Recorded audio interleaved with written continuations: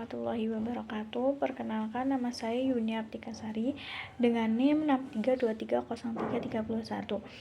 Kelas 634A26. Di sini saya akan menjelaskan tentang tugas PPL saya, yaitu penganggaran penjualan. Saya akan menjelaskan tentang metode anggaran penjualan dan anggaran tenaga kerja. Nah, di sini saya akan menjelaskan tentang metode anggaran produksi. Sebelumnya kita bikin terlebih dahulu tabel dan diisi dengan bulan, rencana penjualan, dan presentasi. Rencana penjualan itu saya ambil dari penjualan mobil carry dari tahun 2024 per bulan. Nah, di sini saya akan mendapatkan di bulan Januari sebesar 112.800, Februari 123.500, Maret 134.200, sampai seterusnya. Lalu presentase didapatkan dari rencana penjualan dibagi hasil keseluruhan rencana penjualan dikali 100. Jadi di bulan Januari saya dapatkan 112.800 dibagi 1.611.374 dikali 100, menghasilkan presentase di bulan Januari yaitu 7. Kita hitung sampai seterusnya sampai bulan Desember. Lalu kita masuk ke dalam perhitungan untuk anggaran penjualan. Sama seperti tadi, kita bikin tabel terlebih dahulu, lalu isi dengan bulan, rencana penjualan di tahun 2025, persediaan akhir, total persediaan, dan rencana produksi. Tabel pertama yaitu bulan kita isi Januari sampai seterusnya, dan tabel kedua kita isi rencana penjualan 2025. Data tersebut saya ambil dari presentase tahun 2024 dikali penjualan 2025 di metode time least square dikali 100, menghasilkan data rencana penjualan untuk tahun 2025. Di bulan Januari saya mendapatkan 89.994.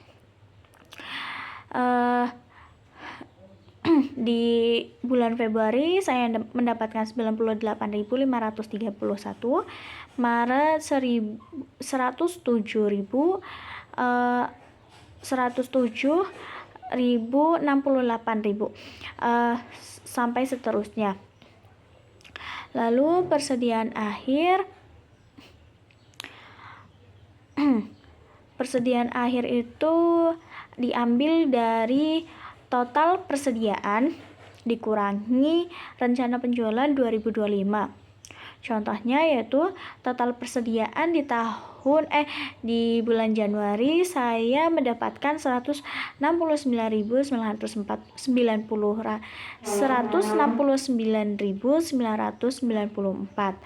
dikurangi 89.994, hasilnya yaitu 80.000, sampai seterusnya.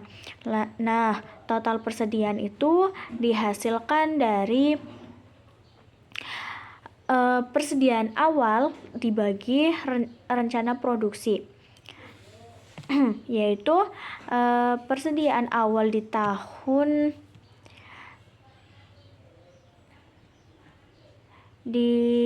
di bulan Januari yaitu 75.000 dibagi 107.100,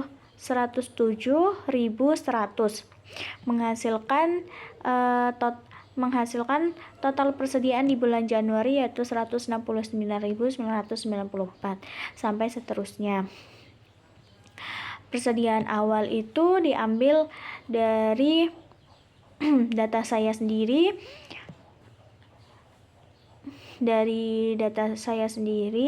dan rencana produksi itu dihasilkan dari perhitungan, yaitu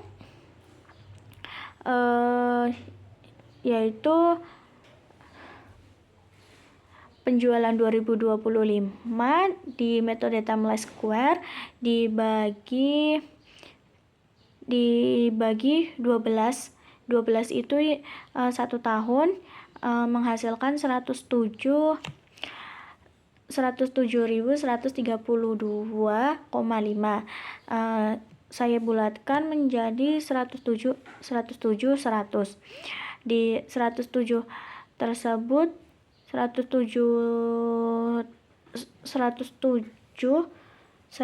itu dikali 12 yaitu 1.285.200. Nah, hasil tersebut kita kurangi dengan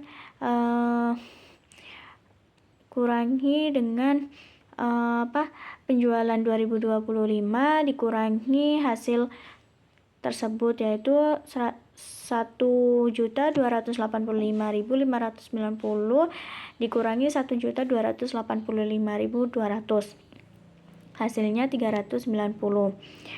Nah, kenapa kita menghitung itu? Karena untuk melihat rencana penjualan di tahun 2025 itu yang besar yang mana?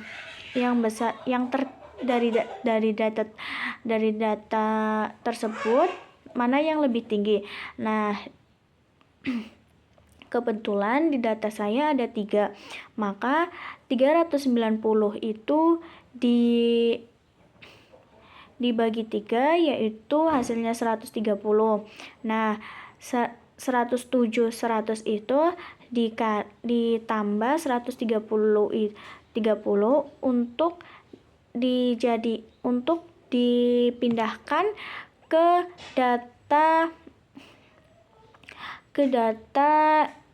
yang tertinggi. Jadi rencana produksi untuk yang standar itu, yang nilainya standar itu 107 100, dan karena di data rencana penjualan 2025 kita cuma dapat tertinggi 3, jadi yang 107.230 cuma 3. Nah, terus kita jumlahkan semua. Rencana penjualan 2025 kita jumlahkan, persediaan akhir kita jumlahkan, total persediaan akhir kita jumlahkan, persediaan awal juga dijumlahkan, rencana produksi juga dijumlahkan.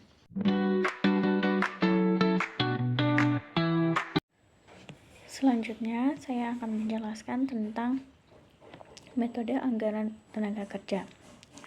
Sebelumnya, kita bikin terlebih dahulu tabel.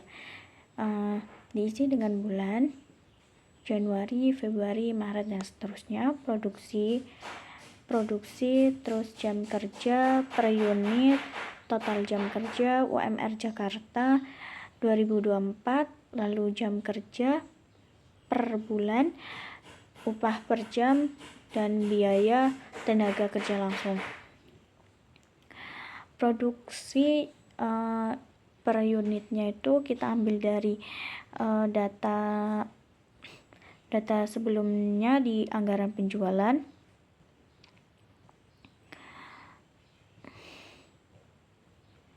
Anggaran penjualan dari bulan Januari sampai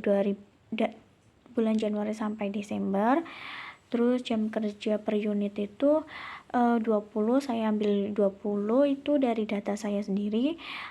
Total jam kerjanya itu diambil dari produksi dikali 20. Produksi dikali jam kerja per unit, yaitu 107 100 dikali 20. Hasilnya yaitu di bulan Januari total jam kerjanya yaitu 2.142.000.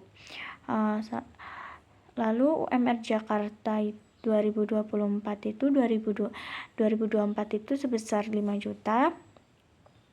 Jam kerja per bulan yaitu diambil dari perhitungan sebesar 173. Upah per jam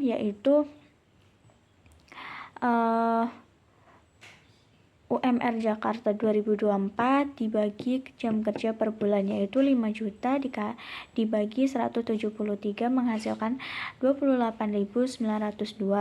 Biaya tenaga kerja langsung itu dihasilkan dari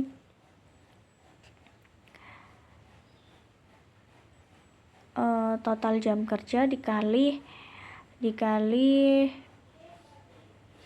upah per jam, yaitu di bulan Januari 2.142.000 dikali 28.902 menghasilkan biaya tenaga kerja langsung di bulan Januari yaitu 61.907.514.451.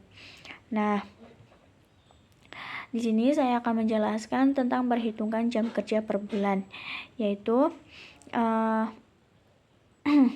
jam kerja normal yaitu 40 jam per minggu. Misalnya 5 hari kerja dikali 8 jam per hari, yaitu hasilnya 40 jam per minggu. Lalu dalam 1 tahun ada rata-rata 52 minggu, maka total jam kerja dalam setahun adalah 52 dikali 40 jam per minggu menghasilkan 2080 jam per tahun. Lalu dihitung rata-rata per bulan. 2080 itu dibagi 12, hasilnya yaitu 173,33. Kita bulatkan jadi 173 jam per bulan.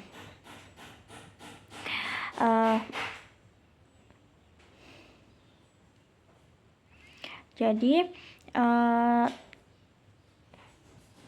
jam kerja per bulan kita yaitu 173, termasuk dalam ketentuan upah lembur di Indonesia. Selebihnya penjelasan dari saya. Mohon maaf jika ada salah dan kata. Wassalamualaikum warahmatullahi wabarakatuh.